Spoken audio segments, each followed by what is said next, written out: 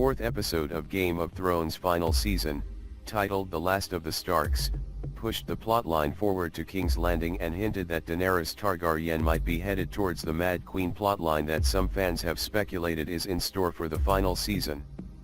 Creators D.B. Weiss and David Benioff gave some insight into the Breaker of Chains mindset during the episode, which saw her grapple with the information imparted at the end of episode 2 that Jon is actually her nephew and has a claim to the Iron Throne, and suffer the loss of her right-hand woman, Missandei, and her dragon, Rhaegal. Dany kind of structures the feast scene, in a way, said Weiss, speaking about an opening celebratory scene in Winterfell. She's really the person whose emotions and choices are guiding the scene. Things start to shift a little bit when Daenerys calls Gendry forward and names him the new Lord of Storm's End, Benioff continued. As the feast scene continues, Daenerys doesn't join in the revelry. She's scarred by the events that just took place, but she's also very much thinking about what Jon Snow told her, and she's really shaken when she sees everyone celebrating with him and talking about what a madman and what a king he is for getting on a dragon, Benioff said. He has love and respect from these people that even with the gesture she just made, she can't ever equal, Weiss continued. She realizes his true identity is a real threat to her if it comes out, Benioff concurred. When the pair retire from the main celebration area, Daenerys begs Jon not to tell anyone about his true heritage. Once Dany introduces the idea that everything can be as it was if Jon keeps the secret buttoned down and tells no one, she's introducing a conflict that plays forward, Weiss said.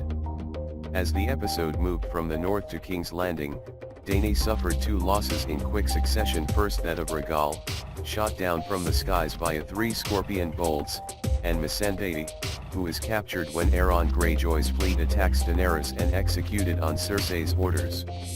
Dany's other enemies have not just been sitting still, they've been planning for the final battle, Benioff explained. We saw in Season 7 that Qyburn had invented this giant, dragon-killing scorpion. Qyburn went back to the drawing board and he made even larger, more powerful scorpions. Dozens of them are now lining the walls of King's Landing, and dozens more are lining the decks of the Iron Fleet. While Dany kind of forgot about the Iron Fleet and Euron's forces, they certainly haven't forgotten about her, he continued.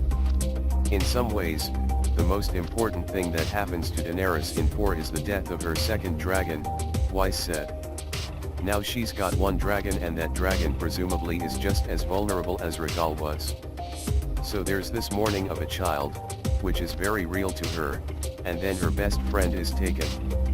Dany knows that once CCI has Missandei, she's not going to see Missandei alive again. She's really back where she was at the very beginning, he continued. Emotionally, she's alone in the world and she can't really trust anybody. Unlike then, she's extremely powerful, and unlike then she's filled with a rage that's aimed at one person specifically. I think what's echoing in Daenerys' head in those final moments would be Missandei's final words, Benioff explained. Dracarys is clearly meant for Dany. Missandei knows that her life is over and she's saying, you know, light them up.